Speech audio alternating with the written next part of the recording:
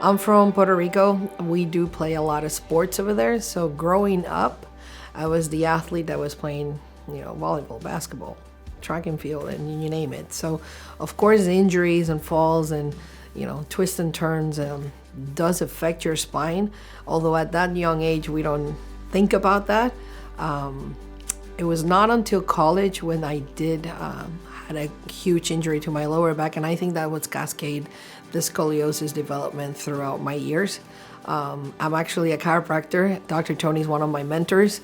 I do practice exactly what he teaches here and what he practices with his own patient. I just do it in the South Dallas area with previous injuries as my young part of my life, but now herniated disc and scoliosis developing bigger in my spine. I had to put a stop and say I need to take care of myself first before I can continue serving my community and continue pouring into them. And so that was what brought me in here.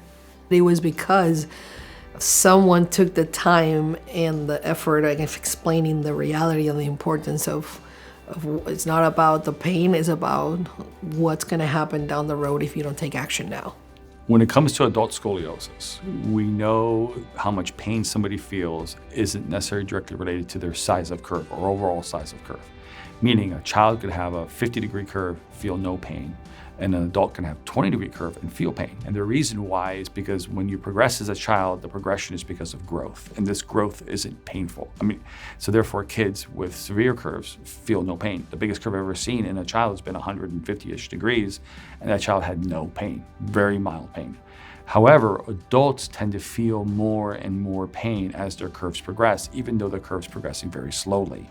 And it's because the pain the progression now is compressive. So small curves that progress 1, 2, 3, 4 degrees can be significant. And not only can lead to pain, but they can lead to functional issues and lead to things beyond those things. So therefore, how much pain you feel isn't always related to how severe your curve is, and just because you have a small curve doesn't necessarily mean you're going to have no pain. So if you see any structural issue in your spine, the best advice is to make it better, right? Because the sooner you treat it and the smaller the curve is, the smaller the problem, the better results you're going to get. As curves get bigger, they just are harder to change, and they cause more and more problems.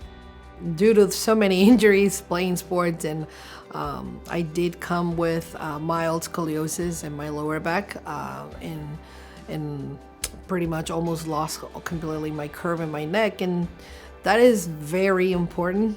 And I teach my patients this, but I had to kind of take the back seat and see it as a patient to kind of refresh my mind as to the importance of that. I knew that coming here, I was not gonna shy away from results. I was gonna be there same way as we get results over there, but for my own personal, I needed to be with the best. And so I think here they have not only the best doctor, but the best staff that knows exactly what you need at all times. I'm excited, I'm pleased, and I'm grateful that I came. The reason why this intensive model works with scoliosis is because we invert the dose. We do high dose, short duration treatment as opposed to long duration, short dose or low dose treatment to get a very rapid reduction in the scoliosis. Since we're actually altering the shape of the curve within a very short duration, we actually achieve more long-lasting results, and results where injury treatment alone fails because it's not altering the structure. The treatment here has been phenomenal. All the staff is knowledgeable. He is, to the next level. Like it's like what we say in Max Living, we're always finding the cause.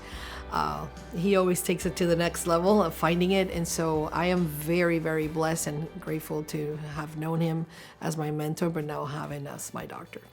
Early in my career, when I was taking care of patients and learning the processes that we're delivering today, it became very evident that most chiropractors are not learning this type of process in chiropractic college, and they were not being exposed to the things that scoliosis patients in general need in order to get better. So I became very passionate about teaching chiropractors about this. So I've been spending the majority of my career speaking and teaching chiropractors on not only chiropractic technique, but how to manage scoliosis patients, patient processes, and that's how I've been involved in teaching and educating chiropractors for decades now. And as a result, not only do most allied chiropractors refer me, they're very difficult patients, like with scoliosis or kyphosis or other severe issues that they can't handle in their own clinic, but I'm also taking care of the doctors themselves when they're not resolving their own problems in their own clinic, and they're coming to our office to get their problems taken care of so they can go back and take care of patients like Dr. Yaxi. If you have never got your spine checked, go do so. Find a Max Living chiropractor. If you have scoliosis, then find Dr. Tony here, because definitely that will be a game changer and a life change moment for everyone.